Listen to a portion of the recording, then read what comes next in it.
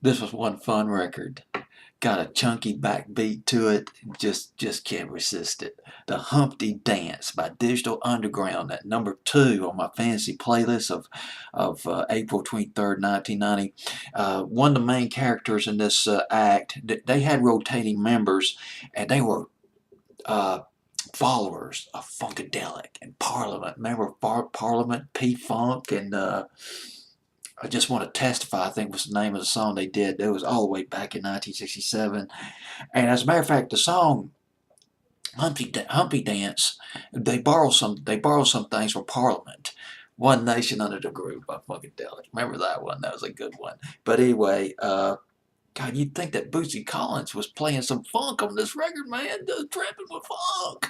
Yes, the Humpty Dance. They used some samples. They borrowed bits and pieces from Parliament records. Bop Gun, remember Bop Gun? And also, what was that other song they sampled by Parliament? Let's Play House.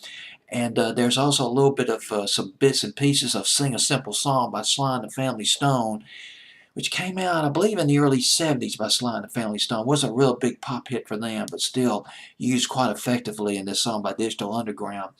The point person, or one of the point people here, is Gregory James, known as Shock G, and he used one of his alter egos, which was Humpty, or Humpty Hump, rather, off the Tommy Boy record label.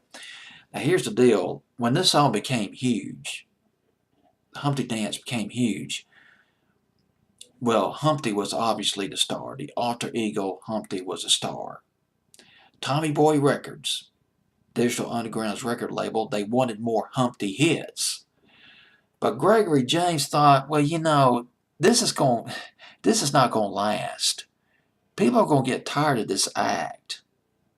They were flamboyant. They had that big nose, he had that big nose, the hat, and just all pimped out costumes.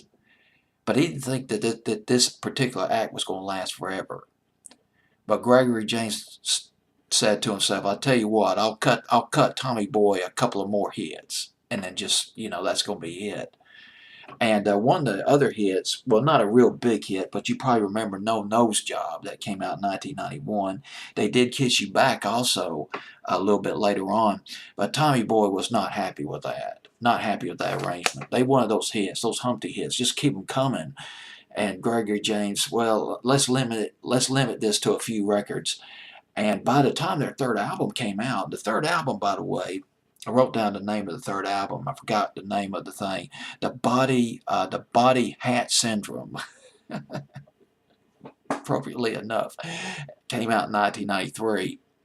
When that album came out, Tommy Boy dropped them. They had a 7-album deal with Tommy Boy, but they dropped them in the early 90s. But Gregory James had a serious side to him. He was doing all the funny things with Digital Underground, these novelty things like the Humpty Dance, but he was working with Tupac, and Tupac was one of the rotating members of Digital Underground originally before he went solo, and early on in his career, Tupac's career, Gregory James worked with him. He produced "I Get Around" by Tupac, which came out in 1993. By the way, the video to this record was shot at a place called Club Townsend in San Francisco. 2 days. It almost didn't happen. This is before Digital Underground went on tour in Europe. But this video was shot 2 days after the famous earthquake in 1989. Remember that? When it just disrupted the World Series. But the video was shot just a couple of days after the earthquake. After the earthquake. Digital Underground with the Humpty Dance at number 2 on my fantasy playlist, April 23rd, 1990.